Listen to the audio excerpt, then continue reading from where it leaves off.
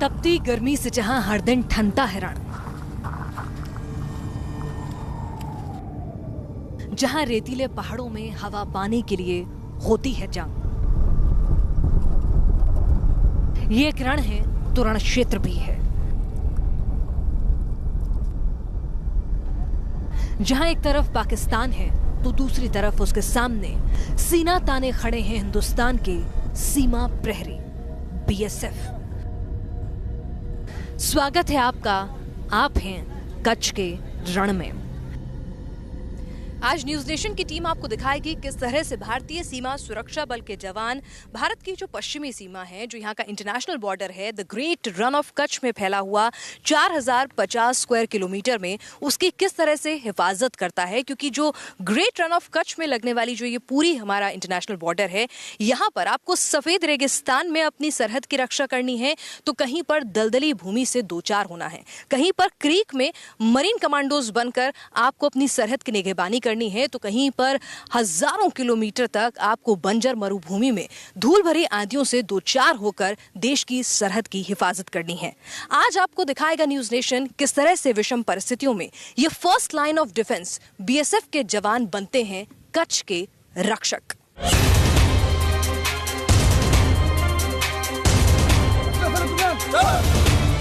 कच्छ का रण हिंदुस्तान का वो हिस्सा जो गुजरात के उत्तरी इलाके के 45,000 स्क्वायर किलोमीटर इलाके में फैला हुआ है और जहां पाकिस्तान के साथ भारत की करीब 500 किलोमीटर लंबी सीमा लगती है।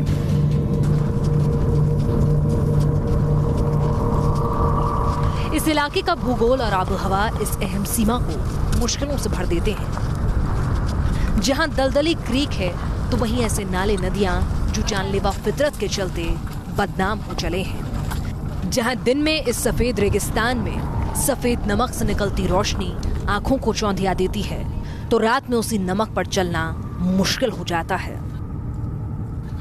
लेकिन ये बीएसएफ ही है जो पिछले 50 सालों से इस रेतीले समंदर और नमकीन जमीन की हिफाजत कर रही है।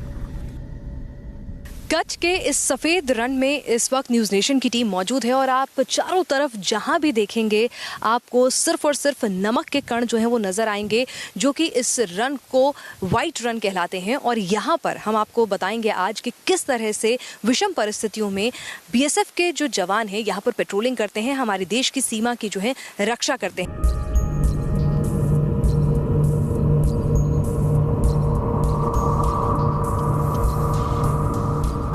बीएसएफ की पेट्रोलिंग करते इन जवानों को देखकर लगता है कि मानो ये कच्छ के रण में नहीं बल्कि किसी आम मैदान में चल रहे हैं। लेकिन ये जितना आसान दिखता है उतना है नहीं।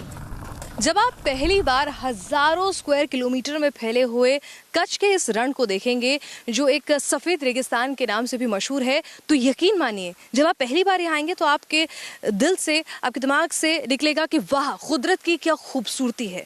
लेकिन जरा रुकिए, ठहरिए, क्योंकि कुदरत की ये अपने आप में बनाई हुई एक बेहद खूबसूरत चीज आपको लग सकती है, लेकिन बीएसएफ के जवानों के लिए यही कुदरत की खूबसूरती किस तरह से जानलेवा तक साबित होती है, ये हम आपको अब बताना चाहेंगे। आपको बता दें कि कच्छ के इस रण के लिए, पेट्रोलिंग के लिए बीएसएफ के जवान जो हैं लगातार तैनात रहते हैं, पेट्रोलिंग करते हैं और यहाँ पे उन्हें कई तरह की जो है दिक्कतों से दो चार होना पड़ता है। यहाँ पर नमक से भरी हुई हवाएं चलती हैं, तापमान जो है वो 50 डिग्री को पार कर जाता है और उस तापमान में नमक से भरी हुई हवाओं के अंदर, चेहरे को काटती हुई हवाओं के अंदर, जहाँ पर जमीन से पड़ता हुआ रिफ्लेक्शन आंखों को चुंधिया देता है, ये जवान दिन रात पेट्रोलिंग करते हैं। आइए इन्हीं से समझने की कोशिश करते हैं किस तरह की दिक्कतें आती हैं। सर, किस तरह की दिक्कतें आती हैं आप लोगों को? एक तो यहाँ गर्मी के दिन में टेम्परेचर काफ़ी 40-50 क्रॉस हो जाता है, तो काफ़ी गर्म नमकीन हवा चलती है, तो उसी वजह से डिहाइड्रेशन की संभावना ज़्यादा रहती है और पीने की बड़ी समस्या है। तो ये मिराज की वजह से आँख में जब चमक पड़ती है उसके लिए हम एक गॉगल यूज़ करते हैं और दूर तक हम ज़्यादा ऑब्जर्वेशन नहीं कर सकते हैं, इससे काफ़ी दिक्कतें करना पड़ता है हमें। इस लंबी सीमा पर सबसे जरूरी है गश्त लगाना, जिसके लिए जवानों को लगातार कई किलोमीटर चलना होता है। लेकिन जवानों के रास्ते में बाधा बनकर खड़ा हो जाता है ये नमक का मैदान। लंबे समय तक चमकती धूप में चलने से मिराज या यूं कहें नजरों का धोखा हो जाता है, जिससे बचने के लिए जवान चलते हैं ये भूतिया चाल। Okay, roll. Rann of Kutch में बीएसएफ जब हमारी सीमा की रक्षा करती है तो मैं आपको बता दूं एक बड़ी चुनौती उनके सामने होता है सूरज की रोशनी। न सिर्फ वो गर्मी पैदा करती है बल्कि ये जो पूरा का पूरा इलाका है यहाँ पे मिराज बनते हैं, और क्योंकि ये सफ़ेद है, नमक के कारण ये पूरा सफ़ेद है, इसीलिए इसे वाइट रन भी कहा जाता है, इसे सफ़ेद रेगिस्तान भी कहा जाता है। तो इससे जब सूरज की रोशनी पड़ती है, रिफ्लेक्ट करती है, आंखों में आती है और चुंधिया जाती हैं आंखें। और जब वॉर लाइक सिचुएशन में या किसी ऑपरेशन पर जाते वक्त जो है लगातार लंबी पेट्रोलिंग पर जाना पड़ता है जवानों को, तो उस वक्त पर इस मिराज से बचने के लिए आंखों को जो है वो रोशनी अंधा ना बना दे और चक्कर ना आ जाए, उस परेशानी से बचने के लिए ये भूतिया वॉक करते हैं, जिसे ये बैक वॉक कहते हैं। जी हाँ, ये उल्टा चलना शुरू कर देते हैं और ताकि जो मिराज का इफेक्ट है वो कम हो जाता है, जो सर चकरा रहा होता है वो बंद हो जाता है। तो ये बीच बीच में कई बार जब लंबे टेरेन में चलते हैं, लंबी पेट्रोलिंग के लिए चलते हैं, तो इस रिफ्लेक्शन को, इस मिराज इफेक्ट को कम करने के लिए ये भूतिया वॉक का सहारा लेते हैं। इसे एक नाम दिया गया है बस, भूतिया वॉक। नहीं तो बैक वॉक होती है, थोड़ी देर के लिए की जाती है ताकि कुछ देर आप बैक वॉक करें और उसके बाद आप फिर से, जब आपका सर चकराना बंद हो जाए, आंखें जो चुंधियानी है वो बंद हो जाए, फिर से आप जो हैं सीधे पेट्रोलिंग के लिए तैयार हों, सीमा की सुरक्षा के लिए, ये सीमा सुरक्षा बल के प्रहरी। अगर आपको लगता है कि केवल दिन के समय सूरज मुश्किलात पैदा करता है तो जरा रुक जाइए। इस नमक के मैदान में रातें भी कम भारी नहीं होती। दिन के समय रोशनी है तो रात में ये नमक बन जाता है फिसलन का सबब।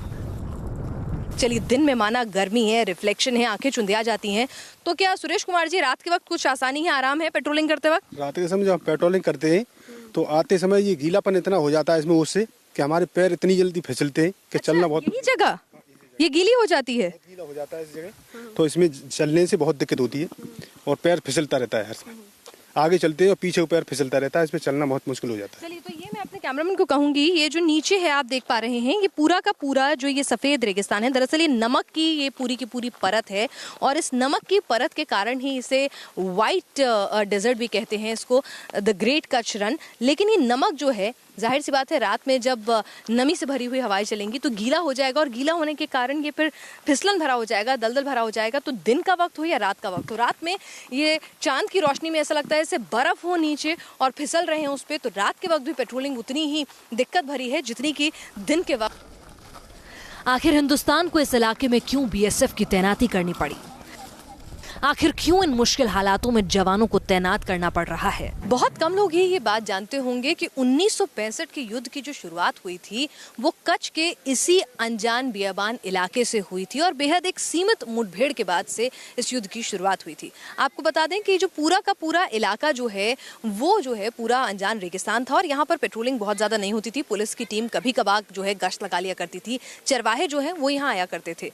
लेकिन उसी दौरान आपको बता दें कि यहाँ पर पाकिस्तान ने डींग से लेकर सुराई तक जो है अपनी कच्ची सड़क बना ली थी और उसका कुछ इलाका जो है वो भारतीय सीमा के अंदर से भी होके जाता था।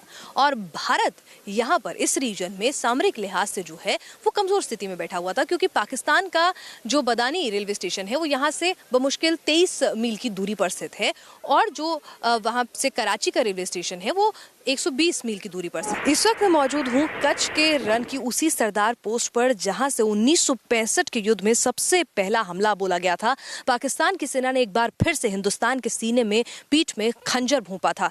आपको मैं दिखाना चाहूंगी यहाँ पर, जहाँ पर अब सरदार पोस्ट मेमोरियल आपको नजर आ रहा है। यहाँ पर अभी जो है हाई टाइड का पानी है, इस वजह से वहां तक जाना मुमकिन नहीं है। जो मेमोरियल नजर आ रहा है, दरअसल यहाँ पर पहले एक पोस्ट हुआ करती थी, सरदार पोस्ट, जिस पर 2 सीआरपीएफ की कंपनियां तैनात रहती थी और साथ ही स्टेट पुलिस फोर्स के कुछ जवान रहते थे। इन सबको मिलाकर कुल तादाद जो है वो 150 से 200 रहा करती होगी। लेकिन आपको बता दें, पाकिस्तान ने 9 अप्रैल की रात को 1:30 से 2 बजे का वक्त था जब यहाँ पर अपनी 51वीं ब्रिगेड के साथ हमला बोल दिया था। जनरल टिक्का के आदेश पर ब्रिगेड अजहर खान को इस हमले की जिम्मेदारी सौंपी गई थी और इस ऑपरेशन का नाम दिया गया था डेजर्ट हॉक। और उस ऑपरेशन के तहत जब यहाँ पर पूरी की पूरी ब्रिगेड ने इस कच्छ के रन में हमला बोला था तो 2500 सैनिकों के सामने, पूरी तैयारी और हथियार से लैस होने के सामने, किस तरह से यहाँ पर सीआरपीएफ की 2 कंपनी और स्टेट पुलिस फोर्स के बमुश्किल 200 जवानों ने उनका डटकर सामना किया था और 14 घंटे तक दोनों पक्षों के बीच गोलीबारी चलती रही थी, जिसने वक्त दिया था भारतीय सेना की टीम को, टुकड़ी को यहाँ तक पहुँचने के लिए और फिर पाकिस्तान की सेना से लोहा लेने के लिए। और आज भी हमारे तमाम यहाँ पे फोर्सेस जो हैं उन सीआरपीएफ के तमाम जवानों को अपनी श्रद्धांजलि देती हैं जिन्होंने 65 के युद्ध में ये वीर गति को प्राप्त हुए और इतनी साहस और बहादुरी का परिचय दिया। लेकिन वक्त बदला, हालात बदले और आज इसी रण में धमक चलती है बीएसएफ की। आज नमक के इस मैदान को बीएसएफ नापती है अपनी ऊंट के रेजिमेंट से। कच्छ के इस रन को, जहां पर इसे सफेद रेगिस्तान के तौर पे भी जाना जाता है, फुट पेट्रोल के जरिए, व्हीकल पेट्रोल के जरिए तो सुरक्षित रखा ही जाता है, लेकिन कैमल पेट्रोलिंग के परंपरागत तरीके का भी इस्तेमाल किया जाता है, क्योंकि ऊंट जो है इस तरह के टेरेन में चलने के लिए सबसे मुफीद जो है वो साधन रहता है और यहाँ पर ऊंचाई से दूर दूर तक देखने के लिए मिलता है। अगर आप कैमल पेट्रोलिंग का सहारा ले रहे हैं तो दूर दूर तक आप देख सकते हैं, तो ये फायदा रहता है ऊंट पर पेट्रोलिंग करने का। और अगर लंबी दूरी तय करनी होती है तो जाहिर सी बात है, इस रेगिस्तान में जहां खारे पानी के अलावा कुछ नहीं मिलता, तो सिर्फ और सिर्फ ऊंट ही है जो आपके लिए मददगार साबित हो सकता है। बिना रुके, बिना थके इतनी लंबी दूरी जो है वो तय कर सकता है।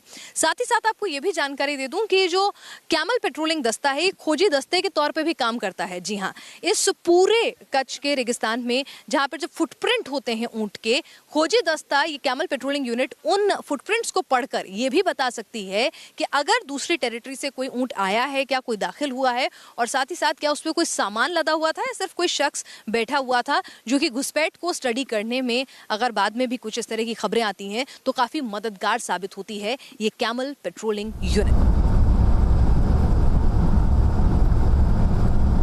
रण और दलदल से होता हुआ न्यूज नेशन का ये सफर जारी है उस पोस्ट तक पहुंचने के लिए जिसे जाना जाता है पिलर नंबर 1175 के नाम से।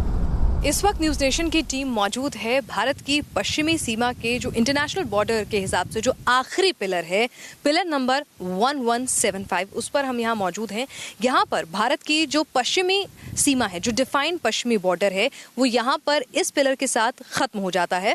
और मैं आपको दिखाना चाहूंगी कि इसके बिल्कुल पीछे, और यहाँ पर आपको पीछे जो है वो पाकिस्तान लिखा हुआ नजर आएगा। पिलर जो होते हैं वो साझा होते हैं, दोनों के होते हैं, वही दोनों फोर्सेस मिलकर उसे मेंटेन करती हैं। लेकिन यहाँ पर मैं अपने कैमरामैन को कहूंगी कि दिखाएं कि ये जो पीछे, अगर मैं यहाँ से एक कदम इस तरफ चली जाती हूँ लांग कर, तो मैं पाकिस्तान की सीमा में प्रवेश कर जाऊंगी। जाहिर सी बात है, आप लोगों के दिमाग में सवाल आ रहा होगा कि भाई आखिरी पिलर है और यहाँ पर अगर मैंने एक कदम भी लांघा तो पाकिस्तान की सीमा जो है वो शुरू हो जाएगी। तो फिर यहाँ पर कहीं भी आपको कोई फोर्स नजर नहीं आ रही है, किसी भी तरह से कोई सिक्योरिटी नजर नहीं आ रही है। उसके पीछे की वजह मैं आपको बता दूंगी कि जो कच्छ का ये पूरा टेरेन है, ये जो है वो दलदल है, कहीं पर क्रीक का पानी है और उसके बाद जाकर जो है वो लैंड एरिया जो है काफी दूर जाके शुरू होता है। तो इसीलिए ये अभी आपको जो पूरा का पूरा खाली दलदली मैदान जो नजर आ रहा है, सूखा हुआ नजर आ रहा है, दरअसल ये अप्रैल के महीने से लेकर अक्टूबर के महीने तक यहाँ पर समुद्र का पानी जो होता है, जो क्रीक का पानी होता है, वो यहाँ पर आके जो है वो भर जाता है और उसकी वजह से यहाँ पर उन पूरे महीनों के दौरान पानी भरा रहता है। तो बोट से ही आप पेट्रोलिंग कर सकते हैं और घुसपैठ की संभावना यहाँ पर बहुत कम होती है। तो इसीलिए पीछे इसके, यहाँ पर पीछे की तरफ मैं आपको दिखाना चाहूंगी कि यहाँ से आप जब पीछे जाएंगे तो यहाँ पर आगे तक क्रीक है, इसके आगे क्रीक है, तो क्रीक का पानी है। तो कोई अगर यहाँ पर घुसना चाहेगा तो पहले से उसे क्रीक को क्रॉस करना होगा। क्रीक पर हमारी पेट्रोलिंग लगातार होती है और उसके बाद यहाँ पर भीतर आना होगा। कठिन हालात और कच्छ का मानो चूली दामन का साथ है। एक तरफ नमक का झुलसा देने वाला मैदान है तो दूसरी ओर दुनिया का सबसे मुश्किल जंगी इलाका। न्यूज नेशन ने जायजा लिया इस सरहदी इलाके की आखिरी बीओपी का, जहां कुदरत ने खूबसूरती तो दी है लेकिन उसके बदले में छीन लिया है यहाँ का अमन और चैन। देश के सबसे पश्चिमी बीओपी का नाम आखिर क्यों पड़ा है हरामी नाला, इसके पीछे भी एक मजेदार किस्सा है। आप भी सोच रहे होंगे कि आखिर इस नाले का जो नाम है उसे हरामी नाला क्यों कहते हैं। दरअसल ये नाम जो है वो सीमा पार पड़ोसी मुल्क पाकिस्तान ने इसे दिया था, क्योंकि ये नाला वहाँ से निकलता है और उसके बाद जो है आगे यहाँ हिंदुस्तान की सीमा में दाखिल होता है। लेकिन इसकी जो फितरत है उसकी वजह से इसको ये एक गाली के तौर पर जो नाम है वो दिया गया, क्योंकि ये जो नाला है बहुत ही डिसेप्टिव है, इसके बारे में कुछ नहीं कहा जा सकता है। अगर आप इस नाले में एक दिन बोट लेकर जाते हैं, अपना रास्ता आइडेंटिफाई करते हैं कि चलिए यहाँ पर पानी जो है वो इतना गहरा है कि बोट चल सकती है या पैदल चल सकते हैं, इतना पानी जो है वो कम गहरा है, तो आप वो मार्किंग करके आएंगे, लेकिन आप अगले दिन लौट कर आएंगे तो वो जगह जो है वहां से आपको गायब मिलेगी, यानी कि उसने अपने नाले ने अपना रास्ता जो है जिगजैग मोशन में बदल लिया होगा। 26/11 हमले के बाद से ही इस इलाके की अहमियत और ज्यादा बढ़ गई है। कसाब समेत 10 आतंकियों ने ऐसे ही समुद्री इलाके का इस्तेमाल मुंबई में घुसने के लिए किया था। और यहाँ पर मैंने सुना है कि जवानों की जो पोस्टिंग है, जो आपकी पेट्रोलिंग यूनिट होती है, वो 24 घंटे से ज़्यादा उस पोस्ट पर, आपकी बीओपी पर एक टुकड़ी तैनात नहीं की जाती है। क्या वजह है उसकी? जैसा कि आप देख रहे हैं, क्रीक का जो पानी है सारा बहुत साल्टी है और यहाँ पे दिन में 2 बार हाई टाइड आता है। उसके अलावा यहाँ 24 घंटे बहुत तेज़ हवा चल रही है, जैसा कि आप महसूस कर रहे हैं। ये हवा स्किन को काट देती है, आँखों में इन्फेक्शन हो जाता है, आँख लाल हो जाती है। जवान खाना खाता है, उसको खाना पचता नहीं है, पेट में इन्फेक्शन हो जाता है, इसलिए उसको टाइमली रोटेशन कराया जाता है सो डैट वो बीमार ना पड़े। आपको जैसे कि हमने पहले बताया, वो कीचड़ में चल के जो है इतनी दूर आते हैं, इसलिए उनको रोटेट कराया जाता है। अगर इस कच्छ के रण में नमक है तो इसकी एक और पहचान है, क्रीक का दलदली इलाका। ये दलदल बनते हैं कुदरत के एक और चमत्कार से, यानी ज्वार भाटे से। समंदर से लगे इस इलाके में पानी दिन में 2 बार चढ़ता है और फिर 2 बार भाटे की शक्ल में नीचे भी उतरता है और अपने पीछे छोड़ जाता है दलदल के ये निशान। कच्छ में भारतीय सीमा जो है वो बेहद विषम परिस्थितियों से घिरी हुई है। ये मैं आपको दिखाने की, समझाने की कोशिश करती हूँ। ये जो पूरी की पूरी क्रीक ऑफ कच्छ की जो 4050 स्क्वायर किलोमीटर में फैली हुई ये पूरी सीमा है, यहाँ पर आपको दलदल का इलाका मिलेगा, मार्शी लैंड्स मिलेंगे। दरअसल ये जो इलाका है वो अरेबियन सी के बैकवाटर्स से जो है वो फॉर्म हुआ है, तो यहाँ पर कई जगह आपको दलदल मिलेंगे गहरे, और उसके बाद आपको कहीं बैकवाटर्स बहुत ज़्यादा गहरे मिलेंगे, वहाँ पर आपको जाने के लिए बोट का सहारा लेना पड़ता है। यहाँ पर दलदल के इलाके में बोट जो है वो नहीं चल सकती हैं, और यहाँ पर लगातार जो है वो सलाइन जो हैं वो चलती रहती हैं और वो इतनी खतरनाक होती हैं कि आपके चेहरे को काट देती हैं। और कुछ ही मिनटों में जब आप पेट्रोलिंग के लिए निकलते हैं तो कुछ ही मिनटों में आपकी जो पूरी एनर्जी होती है, वाटर इनटेक होता है बॉडी का, वो एकदम से खत्म होने लगता है और आपको फेंट फीलिंग जो है वो आने लगती है। तो यहाँ पर ये जो पूरा का पूरा क्रीक ऑफ कच्छ का जो इलाका है, ये भौगोलिक परिस्थितियाँ और यहाँ का जो मौसम है, जो वातावरण है, वो इसे बेहद मुश्किल टेरेन जो है वो बना देता है BSF के जवानों के लिए प्रोटेक्शन के लिहाज से। वैसे तो इस इलाके में छोटी छोटी सैकड़ों क्रीक हैं, लेकिन बात करें अगर बड़ी क्रीक की तो उसमें सर क्रीक, कोरी क्रीक और पडाला क्रीक सबसे अहम है। और इन क्रीक की हिफाजत की जिम्मेदारी है क्रीक क्रोकोडाइल्स पर। पिछले कुछ सालों में इस इलाके की अहमियत को समझते हुए सरकार ने यहां स्थापित किया है गुजरात का पहला तैरता हुआ बॉर्डर आउटपोस्ट, सीमा प्रहरी प्रताप। जी हाँ, ये है BSF की फ्लोटिंग BOP जो मौजूद है कच्छ के क्रीक रीजन में। दरअसल जो क्रीक रीजन है कच्छ का, हम आपको लगातार दिखा रहे हैं, बेहद मुश्किल टेरेन होता है। और यहाँ पर जो है इस 4000 स्क्वायर किलोमीटर से लंबी जो पूरी की पूरी हमारी टेरेन फैली हुई है, उसमें सीमा की रखवाली करना जो है वो बहुत मुश्किल हो जाता है स्पीड बोट के जरिए पेट्रोलिंग करके। तो ऐसे में ज़रूरत आन पड़ती है कि कोई ऐसी फ्लोटिंग BOP जो है वो बनाई जाए जो कि यहाँ पर रह सकें हमारे जो BSF के जवान हैं, और साथ ही साथ निगहबानी भी कर सकें, निगरानी भी रख सकें जो हमारी भारतीय सीमा है। अगर सीमा पर नजर रखने के लिए प्रताप है तो वहीं दूसरी ओर BSF की अटैकिंग पावर को बढ़ाने के लिए BSF को FAC यानी फास्ट अटैक क्राफ्ट भी मुहैया कराए गए हैं। कच्छ के इस मुश्किलों से भरे हुए क्रीक रीजन में बीएसएफ के जवान अपने हिम्मत और हौसले के साथ भारतीय सीमा की रक्षा तो करते ही हैं, लेकिन भारत की सरकार की भी ये कोशिश होती है कि उनकी हिम्मत और हौसले को धारदार बनाए और भी ज्यादा ताकत और कुव्वत दे नए अत्याधुनिक हथियारों के साथ। और ऐसा ही एक हथियार अभी कच्छ की बीएसएफ रेंज को मिला है। यही हथियार है जिस पर मैं मौजूद हूं और ये हथियार है फास्ट अटैक क्राफ्ट के रूप में, जो अभी इंडक्ट हुआ है हाल ही में।